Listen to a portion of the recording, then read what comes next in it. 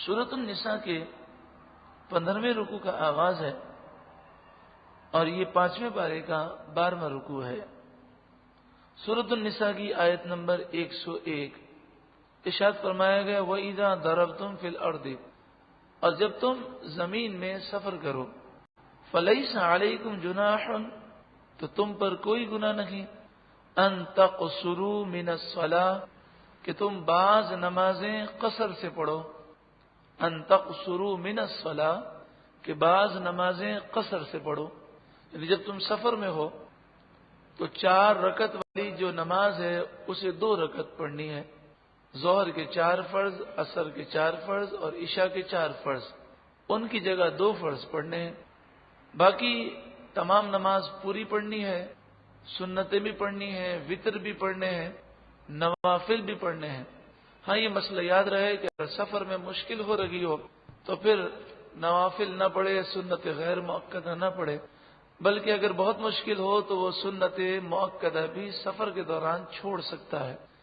لیکن یہ جو عوام میں مشہور ہے کہ سفر کے دوران فرض اور واجب کے علاوہ کچھ بھی نہیں پڑھنا چاہیے اور کچھ بھی پڑھیں گے تو گناہ ہوگا، یہ مسئلہ غلط مشہور ہے۔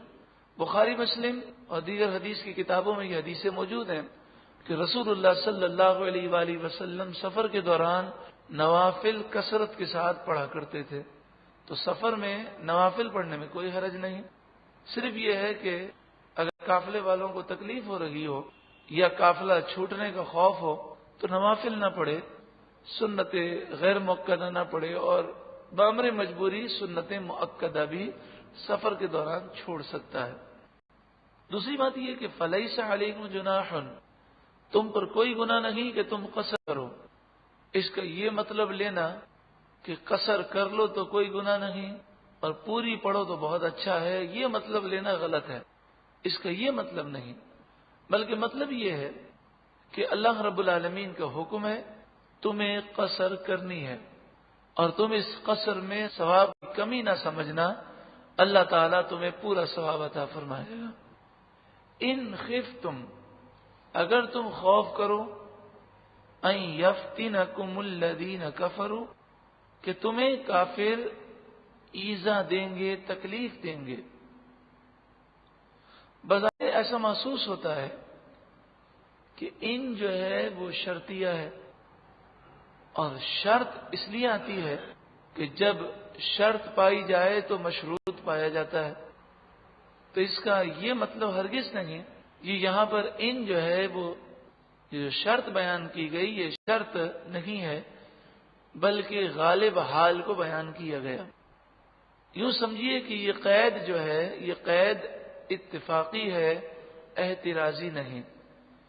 تمام باتوں کا خلاصہ کیا ہوا کہ اکثر اس زمانے میں چاروں طرف کافر ہی کافر تھے، تو عام طور پر جب سفر کرتے تھے تو کافروں کا اندیشہ ہوتا تھا، اس لیے اس کا ذکر کیا۔ اگر ایسے حالات نہ بھی ہوں تو سفر شرعی میں قصر کرنا ضروری ہے۔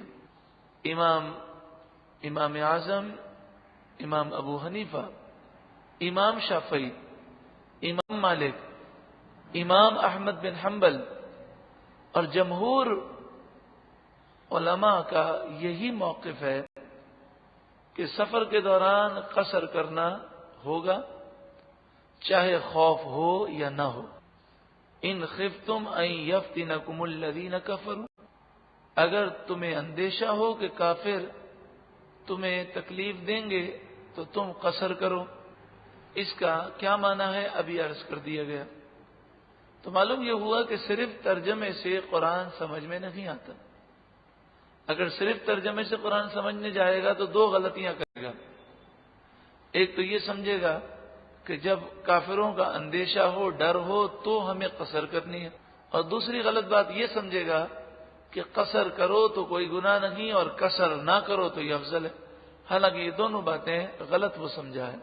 قرآن سمجھنے کے لیے قرآن کی تفسیر، احادیث طیبہ اور صحابہ کرام کے اقوال کو سمجھنا ضروری ہے۔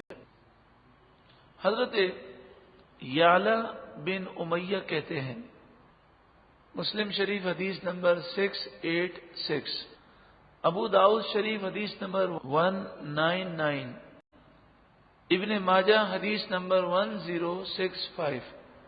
حضرت یعلا بن امیہ کہتے ہیں کہ میں امیر المومنین حضرت عمر رضی اللہ تعالیٰ عنہ کے ساتھ سفر میں تھا۔ میں نے دیکھا کہ چاروں طرف امن ہی امن ہے، حکومت اسلامی ہے، امیر المومنین کے ساتھ ہوں، بڑا امن ہے۔ لیکن امیر المومنین حضرت عمر ہر جگہ پر نماز پڑھ رہے ہیں تو قصر کے ساتھ پڑھ رہے ہیں، ظہر، عصر اور عشاء، وہ 4 کی جگہ 2 پڑھ رہے ہیں۔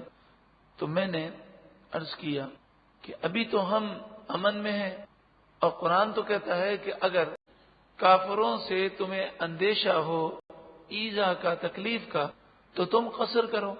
تو ابھی تو ہمیں کسی کافر سے ایذا تو نہیں ہے، اس کا اندیشہ نہیں ہے ایذا کا۔ تو حضرت عمر نے کیا فرمایا؟ آپ نے فرمایا میں بھی قرآن کی یہ آیت پڑھ کر یہی سمجھا تھا۔ حضرت عمر کون ہے؟ صحابی رسول، جن کی زبان عربی، مادری زبان عربی ہے، قرآن عربی میں نازل ہوا، اور آپ عرب میں سب سے زیادہ پڑھے لکھے لوگوں میں سے تھے، عربی لکھنا پڑھنا بھی جانتے تھے۔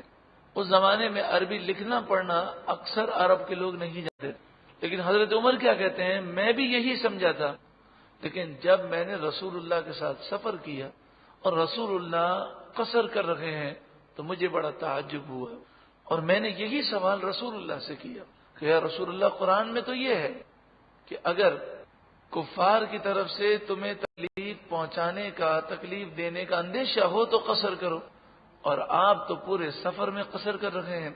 تو رسول اللہ صلی اللہ علیہ وآلہ وسلم نے فرمایا یہ قصر کرنا تمہارے لیے اللہ کی طرف سے صدقہ ہے، تو تم اس صدقے کو قبول کرو، اسے ٹھکراؤ نہیں۔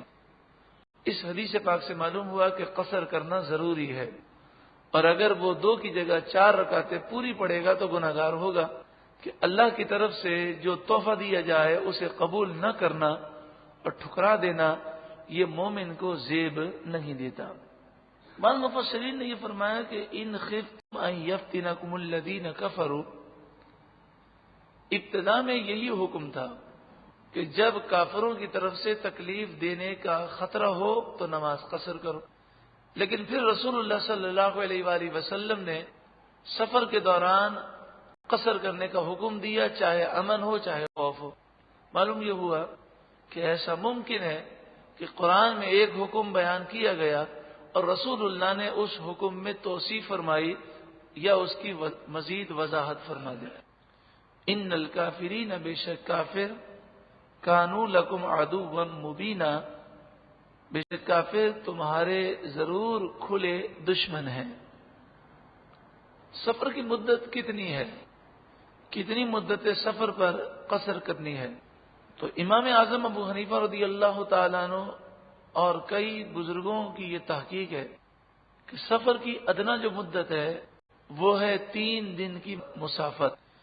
3 دن تک اونٹ یا پیدل چلنے والا عام رفتار سے چلے تو جتنا وہ فاصلہ طے کر لے گا، اتنا فاصلہ طے کرنے کی نیت سے کوئی گھر سے باہر نکلے تو جیسے ہی اپنے شہر کی آبادی سے باہر ہوگا اس پر نماز قصر کرنا لازمی ہو جائے گا۔ خشکی میں، دریا میں، پہاڑ میں یہ فاصلے مختلف ہوں گے کہ پہاڑ میں اگر کوئی پیدل چلے گا 3 دن تک تو اس کا فاصلہ کم طے ہوگا، اگر دریا میں کشتی میں چلے گا تو فاصلہ طے ہوگا اور پہاڑ سے زیادہ طے ہو جائے گا، لیکن وہ روڈ پر چلے گا تو اس کا فاصلہ زیادہ طے ہو جائے گا۔ عام طور پر ہمارا جو سفر ہوتا ہے وہ روڈ پر ہی ہوتا ہے یا ٹرینوں پر ہوتا ہے، تو 3 دن کے اندر اونٹ کی رفتار یا پیدل کی جو رفتار ہے اس سے تقریباً 92 کلومیٹر کا فاصلہ طے کیا جا سکتا ہے۔ تو بعض نے 92 کہا اور بعض نے 92 کلومیٹر یا 98 کلومیٹر۔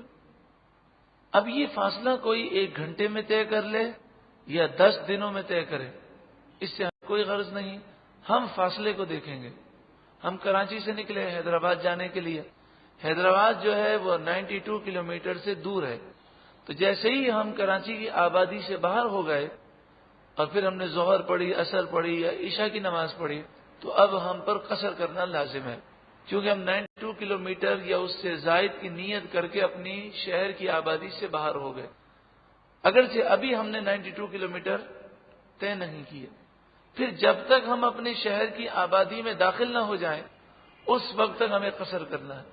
مثلا ٹول پلازا پر آبادی اگر آپ دیکھتے ہیں کہ ختم ہو جاتی ہے، اور ہم ٹول پلازا سے ابھی 10 کلومیٹر دور ہیں، حیدرآباد سے آ رہے ہیں، اور شہر کراچی سے 10 کلومیٹر پہلے رک کر ہم اگر ظہر کی نماز پڑھتے ہیں تو ہمیں قصر کرنی ہوگی، کیونکہ ہمارا ابھی تک سفر جاری ہے۔ جب ہم شہر کی آبادی میں داخل ہو جائیں گے تو پھر ہماری قصر ختم ہو جائے گی۔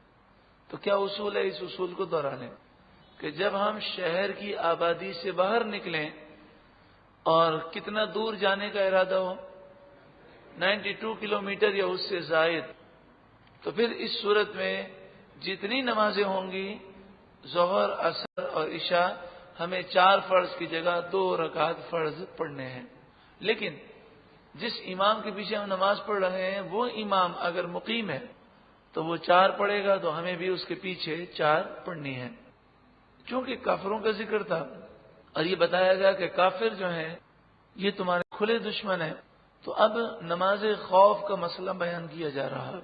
نماز خوف سے مراد یہ ہے میدان جنگ میں مسلمان موجود ہیں، مسلمان فوجی میدان جنگ میں موجود ہیں، دشمن کی فوج سامنے ہے اور جنگ چھڑنے کا خطرہ ہے، دونوں فوجیں آمنے سامنے آ چکی ہیں، اس دوران نماز کا وقت ہو جائے تو تمام کے تمام اگر با جماعت نماز ادا کریں اور سب کے سب نماز میں مشغول ہوں تو خطرہ یہ ہے کہ کافر یکدم حملہ کر دیں اور پوری مسلمان فوج کو وہ تہس نہس کر دیں۔ تو اس لیے حکم یہ دیا گیا کہ اس صورت میں 2 طریقے ہیں۔ ایک طریقہ یہ ہے کہ 2 امام مقرر کیے جائیں اور پوری فوج کو 2 حصوں میں ڈیوائڈ کر دیا جائے۔ ایک حصہ یعنی آدھی فوج دشمن کے سامنے کھڑی رہے اور آدھی فوج ایک امام کے پیچھے نماز مکمل کر لے، پھر وہ جو نماز پڑھ رہی تھی وہ فارغ ہو کر دشمن کے سامنے چلی جائے، اور جس آدھی فوج نے نماز نہیں پڑھی وہ آئے اور دوسرے امام کے پیچھے وہ اپنی نماز مکمل کرے، یعنی ان کے پیچھے نماز پڑھے۔ تو اس طریقے سے تو 2 جماعت ہو گئی، کوئی حرج نہیں۔ لیکن اگر تمام کے تمام فوجی یہ چاہتے ہوں کہ ایک ہی امام کے پیچھے ہم نماز پڑھیں، جیسے صحابہ کرام علیہم رضوان کا معاملہ تھا کہ ہر صحابی یہ چاہتا تھا کہ میں اپنے آقا کے پیچھے نماز ادا کروں، اور کوئی اس معاملے میں قربانی نہیں دے سکتا تھا کہ اتنی بڑی سعادت کون چھوڑ سکتا ہے۔ تو اب یہ بتایا گیا کہ اب طریقہ یہ ہے کہ رسول اللہ صلی اللہ علیہ وآلہ وسلم امامت کریں گے اور ان کے پیچھے جو نماز پڑھی جائے گی تو فوج کے 2 حصے کیے جائیں گے، ایک حصہ دشمن کے سامنے رہے گا اور ایک حصہ رسول اللہ کے پیچھے آ کر نماز شروع کرے گا۔ جب 1 رکعت مکمل وہ کر لیں گے تو نماز کے دوران ہی اٹھ کر وہ جائیں گے، ہتھیار اٹھائیں گے اور دشمن کے سامنے کھڑے ہو جائیں گے، اور جو دشمن کے سامنے کھڑے تھے وہ آ کر رسول اللہ کے پیچھے دوسری رکعت میں شامل ہو جائیں گے۔ جب رسول اللہ دوسری رکعت سے سلام پھیریں گے تو یہ اٹھیں گے اور دشمن کے سامنے چلے جائیں گے۔ پہلا وہ گروہ کہ جس نے 1 رکعت پڑھی تھی وہ اپنی جگہ پر آئے گا اور اپنی 1 رکعت مکمل کر لے گا، اور یہ لاحق ہے۔ لاحق کا مطلب یہ ہوتا ہے کہ پہلی رکعت تو امام کے ساتھ پڑھی، دوسری رکعت چھوٹ گئی ہے تو وہ اس طرح پڑھیں گے کہ اس میں تلاوت نہیں کریں گے، قیام کی حالت میں خاموشی کے ساتھ کھڑے رہیں گے جیسے امام کے پیچھے کھڑے رہتے ہیں، اور 1 رکعت مکمل کر کے سلام پھیر لیں گے۔ پھر وہ دوبارہ دشمن کے سامنے چلے جائیں گے اور فوج کا دوسرا حصہ جس نے دوسری رکعت رسول اللہ کے پیچھے پڑھی ہے اور پہلی رکعت رہ گئی وہ مسبوق کے حکم میں ہے کہ جس کی امام کے پیچھے شروع کی رکعتیں رہ جائیں اور آخر میں وہ شامل ہو تو وہ مسبوق کی طرح نماز پڑھیں گے، یعنی اپنی پہلی رکعت وہ پڑھیں گے، اس میں تلاوت بھی کریں گے اور سلام پھیر کر وہ نماز سے فارغ ہوں گے۔ ان کا آنا جانا، ہتھیار اٹھانا، دشمن کے سامنے جانا، یہ سب جائز ہے، اور اس دوران ان کی نماز نہیں ٹوٹے گی، یہ نماز ہی میں ہے۔ ان کا منہ قبلے سے پھرے گا پھر بھی نماز نہیں ٹوٹے گی، کیونکہ یہ نماز خوف کا طریقہ ہے۔ آئیے قرآن مجید فقان حمید نے اس کو کتنے پیارے انداز میں بیان کیا. وَإِذَا كُنْتَ فِيهِمْ، ارے محبوب جب آپ صحابہ کرام کے درمیان جلوہ افروز ہوں، فَأَقَمْتَ لَهُمُ الصَّلَاةَ، پھر آپ نماز میں ان کی امامت کریں، اور دشمن کا خوف ہو کہ وہ حملہ کر دے گا، جیسا کہ یہ غزوے کے موقع پر ہوا. رسول اللہ صلی اللہ علیہ وآلہ وسلم نے ظہر کی نماز جماعت کے ساتھ پڑھائی. ہر صحابی کی خواہش کہ وہ رسول اللہ کے پیچھے نماز پڑھے، تو سب نے رسول اللہ کے پیچھے نماز پڑھی. دشمن نے دیکھا تو اسے بڑا افسوس ہوا، اور کافر کہنے لگے بڑے افسوس کی بات ہے، ابھی سب نماز میں تھے، ہم اچانک حملہ کر دیتے تو سب یہ ہلاک ہو جاتے، بڑی غلطی ہو گئی. تو انہوں نے یہ فیصلہ کیا کہ عصر کی نماز جب ہوگی تو مسلمان عصر کی نماز تو چھوڑ ہی نہیں سکتا، کیونکہ مسلمانوں کو تمام نمازوں میں سب سے پیاری نماز وہ عصر کی نماز ہے. عصر کی نماز ان کے نزدیک ان کے ماں باپ سے بھی زیادہ پیاری ہے. تو یہ جب عصر کی نماز کی جماعت کرائیں گے تو ہم ان پر حملہ کر دیں گے. تو عصر سے پہلے یہ آیتیں نازل ہو گئیں. پھر رسول اللہ نے عصر کی جماعت اس طرح کروائی جس طرح قرآن نے حکم دیا. چونکہ رسول اللہ سفر میں تھے، اور سفر میں عصر کی 4 رکعت کی جگہ کتنی پڑھی جاتی ہیں؟ 2 رکعت. تو اس لیے 2 رکعت کا طریقہ بتایا گیا. فَأَقَمْتَ لَهُمُ الصَّلَاةَ، پھر آپ انہیں ان کی نماز میں امامت کریں. فَلْتَقُمْ طَائِفَةٌ مِّنْهُمْ مَعَكَ، تو چاہیے کہ ان میں ایک جماعت، ایک گروہ آپ کے ساتھ ہو اور وہ نماز ادا کرے. لیکن نماز کے دوران بھی اپنا ضروری اسلحہ وہ اپنے قریب رکھے، اور جو اسلحہ وہ اپنے بدن سے سجا سکتا ہے اور سجا کر نماز پڑھنے میں تکلیف نہ ہو، وہ اسلحہ، وہ ہتھیار مسلمان فوجی اپنے جسم سے لگا کر نماز ادا کریں. جیسے تلوار ہے، خنجر ہے، وہ ان کے پاس جسم سے لگا ہوا ہو، اور زرہ ہے، تیر ہے، کمان ہے، نیزے ہیں، وہ نماز کے قریب ہوں، تاکہ اگر دشمن اچانک سے حملہ کر دے اور ضرورت پڑے تو وہ ان تیروں کے ذریعے اور نیزوں کے ذریعے ان کا مقابلہ کر سکے. تو ہتھیار قریب ہو. وَلْيَأْخُذُوا أَسْلِحَتَهُمْ، اور چاہیے کہ وہ اپنا ہتھیار، وہ مسلمان فوجی اٹھائے رکھیں.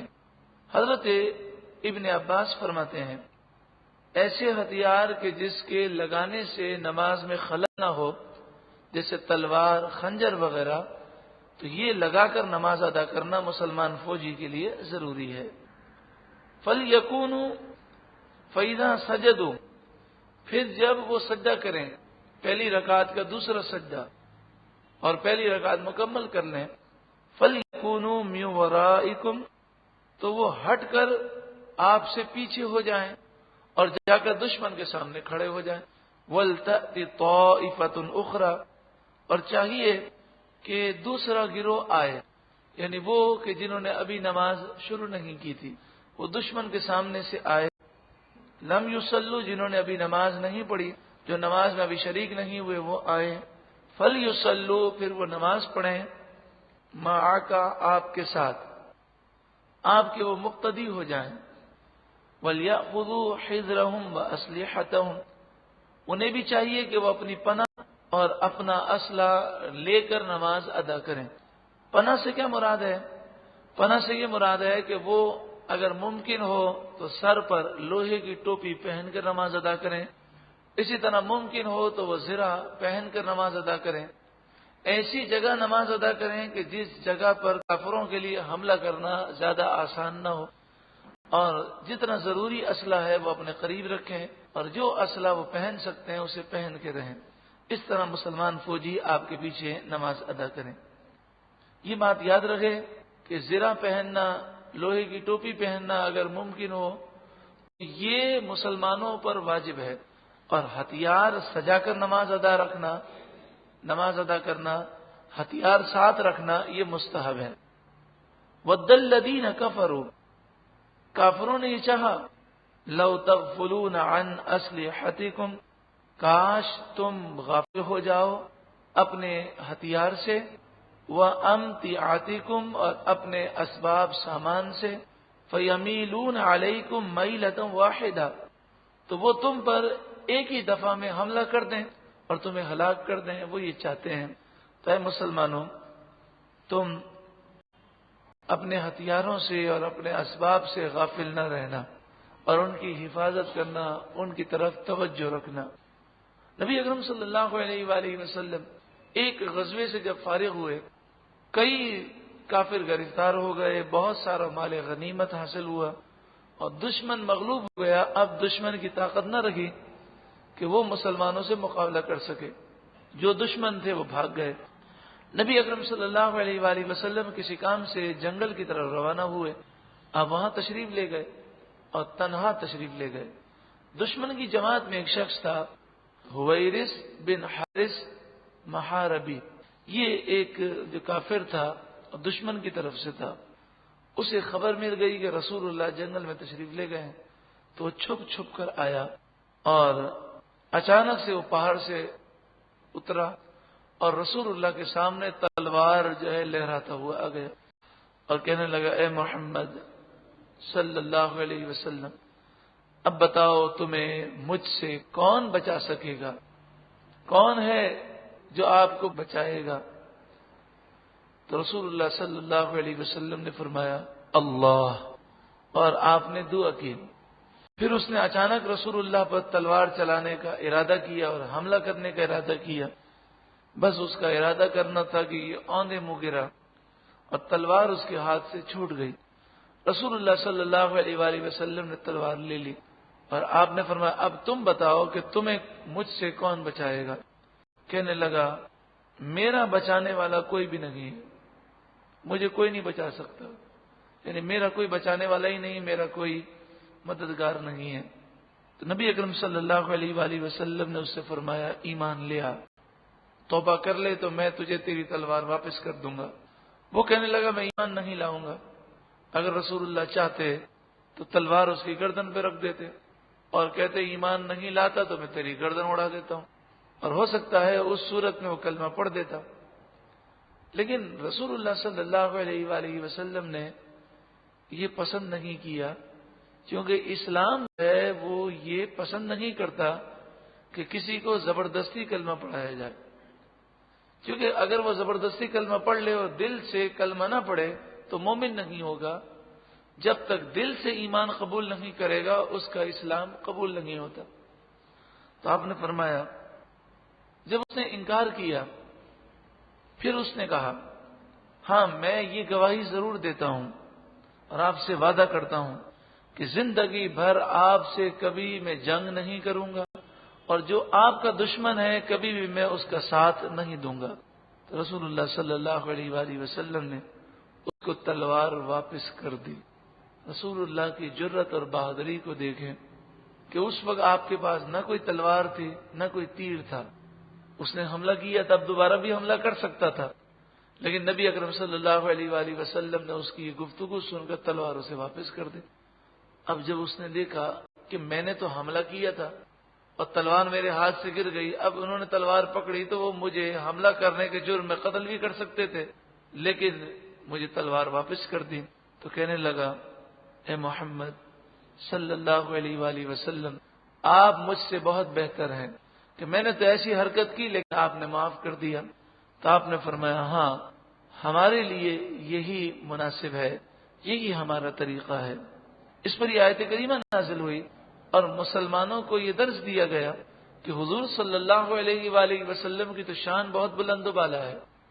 آپ صلی اللہ علیہ وآلہ وسلم کے بعض معاملات ایسے ہیں کہ جو آپ کے ساتھ خاص ہیں، تو رسول اللہ کا ایسے حالات میں تنہا جانا یہ رسول اللہ کے ساتھ خاص ہے، تم ایسا نہ کرنا، کیونکہ رسول اللہ سے تو اللہ نے وعدہ کیا کہ میں آپ کی حفاظت کروں گا۔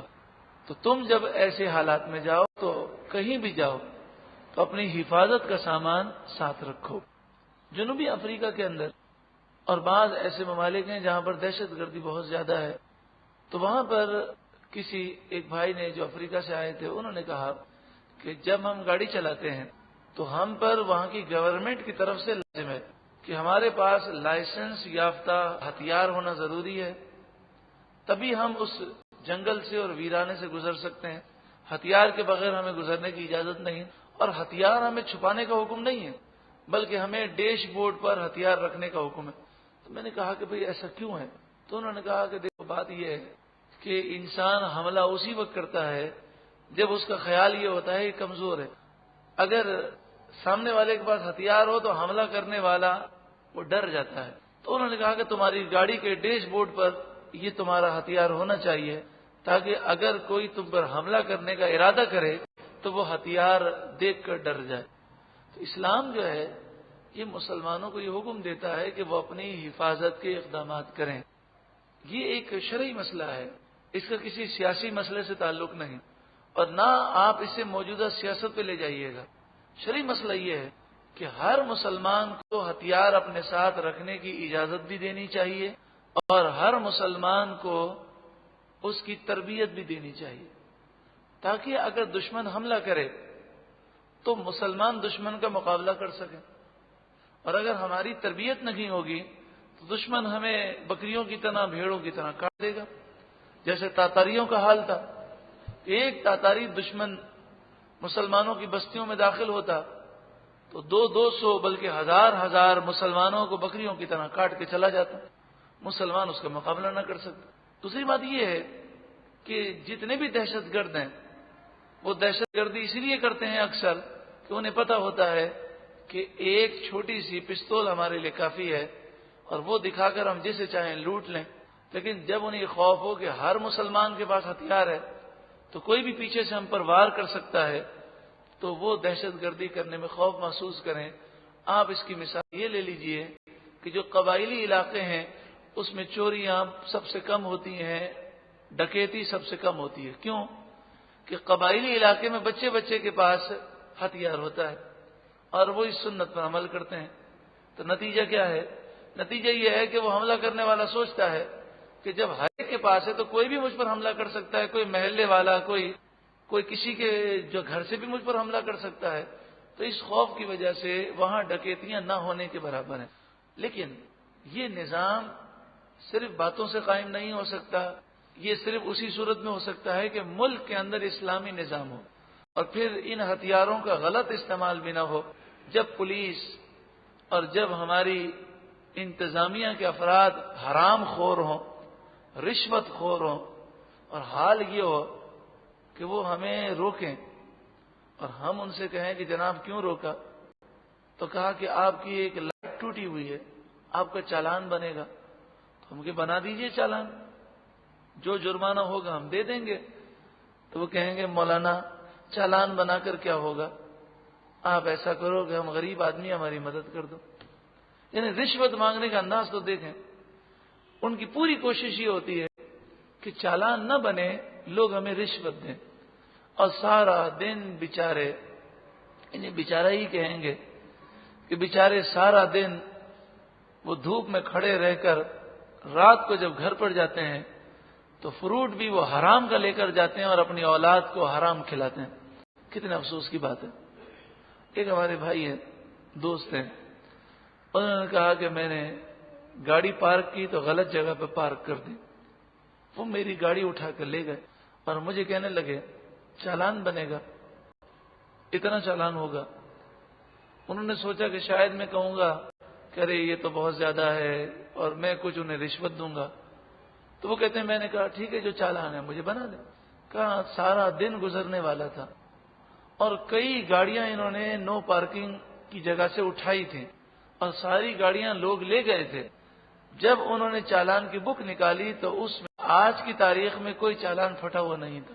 تو کہتے ہیں کہ مجھے بڑا غصہ آیا اور میں نے کہا کہ یہ کیا بات ہے، سارے دن میں تم نے کسی کا چالان نہیں پھاڑا، سارے دن تم رشوت لیتے رہے.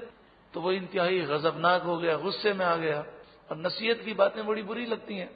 غصے میں آ گیا اور کہنے لگا تم اپنا کام کرو، نکلو یہاں سے. تو جس قوم کا یہ حال ہو وہ قوم ترقی کیسے کر سکتی ہے کہ قدم قدم پر چھوٹے سے چھوٹا افسر، چھوٹے سے چھوٹا سرکاری ملازم سے لے کر بڑے سے بڑا سرکاری ملازم جب حرام خور اور رشوت خور بن جائے تو بتائیے وہ قوم کیسے ترقی کرے گی. اور ایسے حالات میں اگر کوئی بھی قانون بنایا جائے تو وہ قانون وہ رشوت لینے کا ذریعہ بنا لیتے ہیں، اس کے علاوہ اس کا کوئی مقصد نہیں. جتنے قوانین بنتے جائیں گے رشوت خوروں کے لیے رشوت لینے کے مواقع اور بڑھتے جائیں گے. اللہ تبارک و تعالی ہمارے ملک میں اسلامی نظام عطا فرمائے اور یہ رشوت اور کرپشن کو ہمارے ملک سے دور فرمائے۔ لیکن یہ بات یاد رکھے کہ جب ہم یہ گفتگو کرتے ہیں تو مراد اکثریت ہے۔ آج بھی سرکاری محکموں میں، پولیس کے محکمے میں، فوج میں، ٹریفک پولیس میں ایسے دیانتدار ہیں کہ وہ رشوت نہیں لیتے، لیکن وہ کہتے ہیں، ایک پولیس افسر مجھے ملا اور اس نے کہا کہ میں رشوت نہیں لیتا تو مجھے زندگی گزارنا مشکل ہو گیا، اور تمام لوگوں کی کوشش یہ ہے کہ کوئی بھی شکایت کر کے اس کی چھٹی کروا دیں، اور کہتے ہیں تم رشوت نہیں لیتے، تم ہمارا بھی راستہ بند کرتے ہو۔ کئی ایسے لوگ ہیں کہ سرکاری محکمے میں کام کرتے تھے، رشوت انہوں نے نہ لی، تو ظاہر سی بات ہے جب سرکاری محکمے میں ٹیبل پہ بیٹھ کر ایک آدمی بغیر رشوت کے کام کر دے گا تو لوگ تو اسی کے پاس جائیں گے، تو اس نے تو سب کی وہ رشوت اور حرام خوری بند کر دی، تو اسے شکایتیں لگا کر، جھوٹے الزامات لگا کر سب نے نکلوا دیا۔ تو اس معاشرے کے اندر یہ مشکلات ہیں، لیکن دین پر جو چلے گا، رسول اللہ صلی اللہ علیہ وآلہ وسلم نے فرمایا جب فساد امت کا زمانہ ہو، اس زمانے میں جو ایک سنت میری زندہ کرے گا اسے 100 شہیدوں کا ثواب دیا جائے۔ ایک شہید کا ثواب نہیں، 100 شہیدوں کا۔ ایک سنت زندہ کرنے پر یہ ثواب ہے، تو بتائیے اس بگڑے ہوئے معاشرے میں حرام سے بچنا، گناہ سے بچنے کا کتنا ثواب ہوگا۔ اللہ تعالی ہمیں عمل کی توفیق عطا فرمائے۔ اس آیت کریمہ کے اس جز کو واپس سنیں۔ ارشاد فرمائے وَدَّ الَّذِينَ كَفَرُوا، کافروں نے چاہا، لَوْ تَغْفُلُونَ عَنْ أَسْلِحَتِكُمْ وَأَمْتِعَتِكُمْ، کاش تم غافل ہو جاؤ اپنے ہتھیاروں سے اور اپنے اسباب سے، اپنے سامان سے، فَيَمِيلُونَ عَلَيْكُمْ مَيْلَةً وَاحِدَةً، تو انہوں نے چاہا کہ تم پر اچانک ایک بارگی حملہ کر دے، وَلَا جُنَاحَ عَلَيْكُمْ، اور تم پر کوئی حرج نہیں، کوئی گناہ نہیں، ان کان بکم اذی من مطر، اگر تمہیں بارش کی وجہ سے تکلیف ہو، او کنتم مرضی، یا تم بیمار ہو، ان تدعوا اسلحتکم، تو کوئی حرج نہیں اگر تم اپنا اسلحہ کھول دو۔ یعنی اگر کوئی بیمار ہو یا بارش ہو رہی ہو اور اسلحہ پہن کر نماز پڑھنے میں تکلیف ہو تو اسلحہ کھول کر قریب رکھ دو اور پھر تم نماز ادا کرو۔ یہ مسلمان فوجیوں کو حکم دیا گیا۔ وَخُذُوا حِذْرَكُمْ، ہاں اسلحہ ٹھیک ہے کھول دو، مگر اپنی پناہ لیے رہو، یعنی ذرا، لوہے کی ٹوپی اور اس طرح کی چیزوں سے اپنی حفاظت کا انتظام کر کے رکھو۔ ان اللہ اعد للکافرین عذابا مہینا، بے شک اللہ نے کافروں کے لیے ذلیل کر دینے والا عذاب، خواری کا عذاب تیار فرمایا ہے۔ نماز خوف کا جو طریقہ ابھی آپ نے سماعت کیا، اس میں 2 رکعات کا طریقہ بیان کیا گیا، لیکن اگر مغرب کے 3 فرض پڑھے جائیں تو پھر کیسے پڑھیں گے؟ پہلی جو جماعت ہوگی، جو فوجیوں کا پہلا گروہ ہوگا، وہ 2 رکعتیں امام کے پیچھے پڑھے گا، وہ چلا جائے گا، اور دوسرا گروہ آ کر امام کے پیچھے آخری 1 رکعت میں شریک ہوگا، اور پھر بعد میں وہ اپنی اپنی نمازیں پوری کریں گے۔ اگر امام مقیم ہو اور اس حالت میں دشمن کا خوف ہو اور نماز خوف ادا کی جائے اور تمام فوجی ایک ہی امام کے پیچھے نماز پڑھنا چاہیں تو اب وہ ظہر، عصر اور عشاء کے تو 4 فرض پڑے گا، تو پھر 2 رکعتیں پڑھی جائیں گی۔ پہلا گروہ 2 رکعتیں پڑھے امام کے پیچھے، دوسرا گروہ امام کے پیچھے آخری 2 رکعتوں میں شامل ہو۔ آگے ارشاد سننے سے پہلے یہ سمجھ لیں کہ یہ آیت کریمہ کہ جب تمہیں تکلیف ہو یا بیماری ہو، بارش کی وجہ سے تکلیف ہو یا بیماری ہو، تو تم اپنا اسلحہ کھول دو تو کوئی حرج نہیں۔ حضرت عبداللہ بن عباس فرماتے ہیں کہ حضرت عبد الرحمن بن عوف زخمی تھے، ہتھیار رکھنا ان کے لیے بڑی تکلیف کا باعث تھا اور بڑا بوجھ تھا، تو انہیں اجازت دی گئی اور یہ آیت کریمہ نازل ہوئی۔ آیت کا نزول خاص ہے لیکن حکم عام ہے، سب کے لیے اجازت ہے جنہیں بھی یہ تکلیف موجود ہو۔ فَإِذَا قَضَيْتُمُ الصَّلَاةَ، پھر جب تم نماز ادا کر چکو، نماز خوف جس طریقے سے بھی ادا کی جائے، جب اس سے فارغ ہو جاؤ تو میدان جنگ میں اور ہر جگہ اللہ کا ذکر کرنے میں تو کوئی پابندی نہیں ہے. چلتے پھرتے اٹھتے بیٹھتے ہر وقت اللہ کو یاد کرو. فاذکروا اللہ، تو تم اللہ کو یاد کرو قیاماً، کھڑے ہونے کی حالت میں، وقعوداً اور بیٹھنے کی حالت میں، وعلی جنوبکم اور کروٹوں پر لیٹنے کی حالت میں. 3 حالتیں انسان کی ہوتی ہیں، یعنی ہر وقت اللہ کا ذکر کرو اور اس پر ہمیشگی کرو اور کبھی غفلت نہ کرو. حضرت عبداللہ بن عباس رضی اللہ تعالی عنہما فرماتے ہیں کہ اللہ نے جو بھی نیکی کا حکم دیا اس نیکی کے لیے ایک وقت ہے. رمضان کے روزے ہیں تو ایک وقت ہے، اسی طرح فجر، ظہر، عصر، مغرب، عشاء ہے تو اس کا ایک وقت ہے. لیکن فرمایا جب اللہ نے ذکر کا حکم دیا تو اس کے لیے کوئی حد مقرر نہ کی. فرمایا ذکر کرو کھڑے ہو کر، بیٹھ کر، کروٹ پر لیٹے ہوئے، رات میں ہو، دن میں ہو، خشکی میں ہو، تری میں ہو، سفر میں ہو، حضر میں ہو، مالداری میں ہو، غربت میں ہو، تندرستی میں ہو، بیماری میں ہو، چھپ کر، ظاہر، ہر وقت اللہ کو یاد کرو. آیت کریمہ کے تحت بعض مفسرین نے یہ بھی فرمایا کہ نماز کے فوراً بعد ذکر کرنا قرآن سے ثابت ہے، کیونکہ یہاں فرمایا فَإِذَا قَضَيْتُمُ الصَّلَاةَ فَاذْكُرُوا اللَّهَ. جب تم نماز پڑھ چکو تو فا جو ہے یہ فوراً کے معنی میں آتا ہے، تو اس کے بعد فوراً اللہ کا ذکر کرو. تو جو مشائخ کا جو طریقہ ہے کہ وہ فرض نماز کے بعد کلمہ طیبہ پڑھتے ہیں یا ذکر کرتے ہیں یا دعا مانگتے ہیں، جو مسلمانوں میں رائج ہے، یہ قرآن سے ثابت ہے. اور اس کے بارے میں حدیثیں بھی موجود ہیں، جیسا کہ مسلم شریف کی روایت ہے کہ صحابہ کہتے ہیں کہ جب سلام پھر جاتا تھا تو تمام صحابہ بلند آواز سے ذکر کرتے تھے اور ہمیں اس ذکر کی آواز سے پتہ چلتا تھا کہ نماز ختم ہو گئی. ارشاد فرمایا فَإِذَا اطْمَأْنَنْتُمْ، جب تم مطمئن ہو جاؤ اور دشمن کا خوف نہ ہو، فَأَقِيمُوا الصَّلَاةَ، تو حسب دستور اطمینان سے نماز ادا کرو، سکون سے، چین سے، بڑی توجہ کے ساتھ. اور نماز خوف کے اندر تو حکم یہ تھا کہ مختصر نمازیں پڑھی جائیں، لمبی لمبی قراتیں نہ کی جائیں. ان الصلاۃ کانت علی المؤمنین کتابا موقوتا، بے شک نماز مومنوں پر کتابا موقوتا، مقررہ وقت میں فرض کی گئی. تو فجر کا وقت اپنا ہے، ظہر کا وقت اپنا ہے، عصر کا وقت اپنا ہے.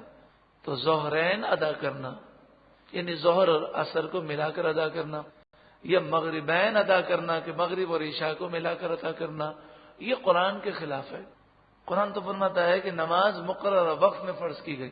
ظہر کا اپنا وقت ہے، عصر کا اپنا وقت ہے، مغرب کا اپنا وقت ہے، عشاء کا اپنا وقت. اسی طرح سفر کے دوران 2 نمازیں ایک ساتھ ایک ہی وقت میں ادا کر لینا یہ بھی منع ہے. جن حدیثوں میں یہ ہے کہ رسول اللہ نے 2 نمازیں ایک ساتھ پڑھی، اس سے مراد یہ ہے کہ ایک نماز رسول اللہ صلی اللہ علیہ وآلہ وسلم نے آخری وقت میں پڑھی اور دوسری نماز اول وقت میں پڑھی. مثلا ظہر اور عصر، تو رسول اللہ صلی اللہ علیہ وآلہ وسلم ظہر میں اتنی تاخیر نہ فرماتے کہ عصر کے وقت جو ہے قریب آ جائے، لیکن سفر میں آپ تاخیر فرماتے اور آپ سواریوں کو حکم دیتے کہ چل لے دو. اور جب ظہر کا آخری وقت ہوتا تو آپ قیام فرماتے، ظہر پڑھتے، ظہر سے فارغ ہوتے، عصر کا وقت شروع ہو جاتا، پھر عصر کی جماعت ہوتی. تو بظاہر دیکھنے میں ظہر اور عصر ایک ساتھ پڑھی جاتے ہیں، لیکن ظہر اپنے وقت میں ہوتی، عصر اپنے وقت میں ہوتی. اور جو لوگ کہتے ہیں کہ ظہر اور عصر ملا کر سفر میں پڑھنا سنت سے ثابت ہے، اصل میں انہیں حدیثیں سمجھنے میں غلطی ہو گئی. امام اعظم ابو حنیفہ رضی اللہ تعالیٰ عنہ نے آپ نے تحقیقات فرما کر، اور خصوصاً امام طحاوی نے اپنی کتاب معانی الآثار میں، طحاوی شریف میں حدیثیں جمع کر کے دلیل سے ثابت کیا ہے کہ جن حدیثوں میں یہ ہے کہ رسول اللہ نے 2 نمازیں ایک ساتھ ادا کی، اس سے مراد ایک وقت میں 2 نمازیں پڑھنا نہیں ہے، بلکہ مراد ہے کہ پہلی نماز آخری وقت میں پڑھی گئی اور دوسری نماز اول وقت میں. اسی طرح عصر اور مغرب کا تعلق ہے. عصر میں اتنی تاخیر کرنا کہ سورج پیلا ہو جائے یہ منع ہے، لیکن سفر میں یہ تاخیر کرنا جائز ہے. تو رسول اللہ نے عصر پڑھی مثلا بالکل آخری وقت میں کہ اب عصر کا ٹائم ختم ہونے میں 5 منٹ 10 منٹ ہے، اور جیسے ہی عصر سے فارغ ہوئے تو مغرب کا وقت شروع ہو گیا، پھر آپ نے مغرب کی جماعت کروائی. تو اس طرح دیکھنے میں عصر اور مغرب ایک وقت میں ایک ساتھ پڑھی گئی، لیکن وہ ایک وقت میں نہیں ہے. عصر اپنے وقت میں ہے اور مغرب اپنے وقت میں ہے. ہاں، صرف 2 نمازیں ایسی ہیں کہ جنہیں رسول اللہ صلی اللہ علیہ وآلہ وسلم نے ان کے وقت سے ہٹ کر ادا کی، اور ان کے راوی جو ہیں وہ بڑی کثرت سے ہیں. 1,24,000 کم و بیش صحابہ جمع تھے، اور رسول اللہ نے میدان عرفات میں ظہر اور عصر کو ملا کر ظہر کے وقت میں ادا فرمائی. ظہر کی جماعت ہوئی، پھر عصر کی جماعت ہوئی. لیکن فی زمانہ وہ شرائط نہیں پائے جاتے، تو جو حاجی صاحبان ہیں وہ میدان عرفات میں ظہر اپنے وقت میں پڑھیں گے اور عصر اپنے وقت میں پڑھیں گے. اسی طرح رسول اللہ صلی اللہ علیہ وآلہ وسلم مغرب میدان عرفات میں ادا نہ کی، بلکہ آپ نے مزدلفہ میں جا کر عشاء کے وقت میں مغرب اور عشاء کو ایک ساتھ ادا کیا. اور یہ ہر حاجی کے لیے ضروری ہے. یہاں تک کہ وہ میدان عرفات میں مغرب پڑھ بھی لے گا تو مغرب اس کی نہیں ہوگی، اسے مغرب مزدلفہ میں جا کر عشاء کے وقت میں مغرب اور عشاء ملا کر پڑھنی ہے. تو یہ 2 نمازیں ہیں. اس کے علاوہ کوئی اور نماز ایسی نہیں ہے کہ جس کو اپنے وقت سے ہٹا کر ہمیں پڑھنے کی اجازت ہو. ان الصلاۃ کانت علی المؤمنین کتابا موقوتا، بے شک مومنوں پر نماز مقررہ وقت میں فرض کی گئی ہے. ولا تہنوا فی ابتغاء القوم، دشمن کی تلاش میں تم سستی نہ کرو. رسول اللہ صلی اللہ علیہ وآلہ وسلم نے احد کے میدان سے جب روانہ ہونے لگے تو آپ نے مسلمانوں سے کہا کہ ابو سفیان اپنا لشکر لے کر گیا ہے، اٹھو اور ابو سفیان کے اس لشکر کے تعاقب میں چلو تاکہ ہم ان پر حملہ کریں اور ان کی آئندہ کبھی جرت نہ ہو. تو بعض مسلمانوں نے حضور کی بارگاہ میں اپنے زخموں کی شکایت کی کہ ہم تو زخمی ہیں. تو اس پر یہ آیت کریمہ نازل ہوئی کہ مسلمانوں کافروں کی تلاش میں اور ان کے تعاقب میں سستی نہ کرو. ان تکونوا تعلمون، اگر تمہیں دکھ پہنچتا ہے اور زخم پہنچتے ہیں، فإنہم یعلمون، تو وہ بھی تو زخمی ہوتے ہیں، انہیں بھی تو دکھ پہنچتا ہے. کما تعلمون، جیسا کہ تمہیں دکھ پہنچتا ہے. تو وہ زخم کھانے کے باوجود بھی سستی نہیں کرتے، تو تم کیوں سستی کرتے ہو؟ وَتَرْجُونَ مِنَ اللَّهِ مَا لَا يَرْجُونَ، اور وہ اللہ سے امید نہیں رکھتے، تم اللہ سے امید رکھتے ہو. تم اللہ سے امید رکھتے ہو جو وہ امید نہیں رکھتے. تم اللہ کی رحمت حاصل کرنے کے لیے جہاد کرتے ہو. تم اگر شہید ہو جاؤ پھر بھی جنتی ہو، اور اگر غازی لوٹو پھر بھی کامیاب ہو. انہیں تو کوئی ثواب ملنا نہیں ہے، اس کے باوجود وہ دنیا کی خاطر کوششیں کرتے ہیں. تو تم اللہ کی رضا کے لیے کوشش کیوں نہیں کرتے ہو، سستی کیوں کرتے ہو؟ کان اللہ علیما حکیما، اور اللہ علم والا حکمت والا ہے. رب العالمین نور قرآن پاک سے ہم سب کے قلوب کو روشن اور منور فرمائے.